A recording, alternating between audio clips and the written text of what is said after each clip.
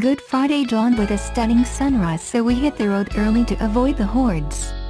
Our plan was to soak up the last of the summer sun at the in-laws just outside of Kaitoya. It might not be the most exotic holiday destination, but with beaches aplenty, a whole farm for the sprog to run wild on and no internet access, we reckon it's the perfect place for a few days of R&R. The Countryman proved to be a good fit for our trip, the mini SUV giving us plenty of opportunity to get out and explore some new spots. One with the works. No, not the John Cooper works, that's still to come, but rather a generous helping of options, $16,615 to be precise, took the price of this Countryman Cooper S to almost 70 grand. The spec list is generous with the most desirable items fitted as standard. However, you can add much more. Go mad at ordering time, and by our reckoning you could spend over $80,000, but restrain yourself and the funky Countryman can be had for a reasonable coin. Creating a unique ride is what many is all about, and evidently a significant number of Kiwi buyers opt to customize their car. The most popular option is the Chili Pack, LED head and fog lights, 18-inch alloys, HK stereo, leather and driving assist, which adds up to $8,000 worth of goodies for just $5,000. Other boxes ticked include sat-nav and wheel upgrades, and the new picnic bench. A bespoke car takes around 3 months to arrive. So it's bigger, but what about the baby? The Countryman is all grown up, bigger in almost every direction, and large enough to seat 4 people, with legs, in comfort. Try doing that in the old one. It's the extra legroom and clever packaging that makes this a mini that a family could live with. There's a Sofix and tether points for the kiddie seats, while the rear pew can slide and tilt, providing either extra boot space or legroom. The 450-liter boot has 2 levels, and while the removable picnic bench eats into the lower compartment, there is still room to stash stuff down there. Folding the rear seat will net 1,390 liters of space, more than a Mazda CX-5. Throughout the interior there's a heap of storage, and the door pockets will swallow a water bottle each. The rear seats 2 adults in comfort, although the middle seat is more child-sized. The TARDIS-like interior swallowed all of our bags as well as other essential items like the porta-cot, trike, and beers. Yeah, but how does it go? Rather well, once you work out the drive modes. The default setting is mid, which works just fine, so we use this for the majority of the trip. Happier performance is just a quick flick away. Selecting Sport sharpens throttle response, firms up the steering, adds a tasty exhaust note and pokes the gearbox along. There are shift paddles too, but given the box will change up of its own accord, we didn't really see the point of those. We tried green briefly, but the minuscule fuel savings hardly seemed worth putting up with the stodgy throttle and choked-off response. The Countryman S is a sweet steer and a lot of fun. Sure, it's not as quick or dynamic as a Cooper hatch, but that's the price you pay for the added practicality. The engine is lag-free and stroppy when in sport. Its 19-inch wheels look the biz, but with low-profile run-flat rubber they do make for a stiff and noisy ride at times, despite the electronic dampers being fitted.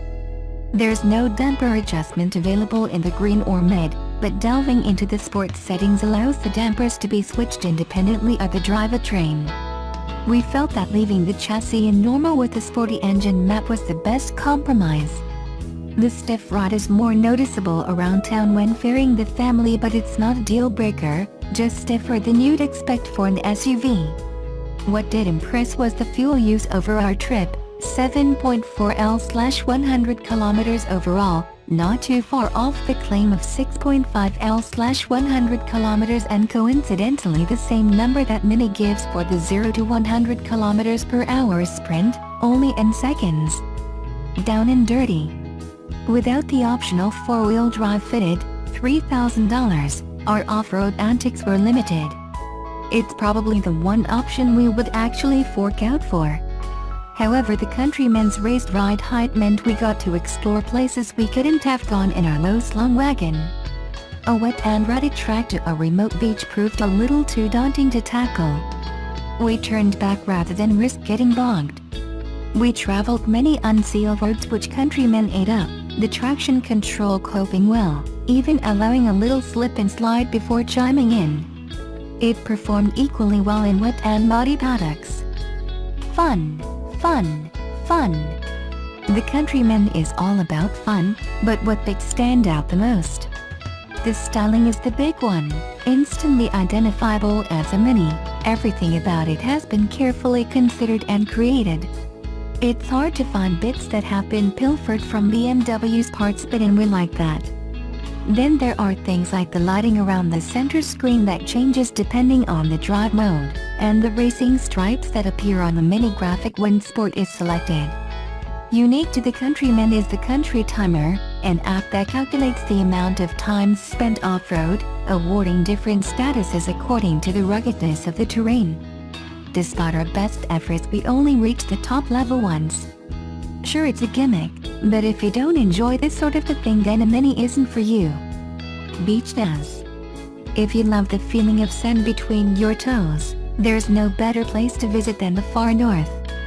There are hundreds of miles of beaches to explore, and the beauty of being able to drive from coast to coast in half an hour means that should the wind be a little chilly on one side of the island, you simply drive to the other.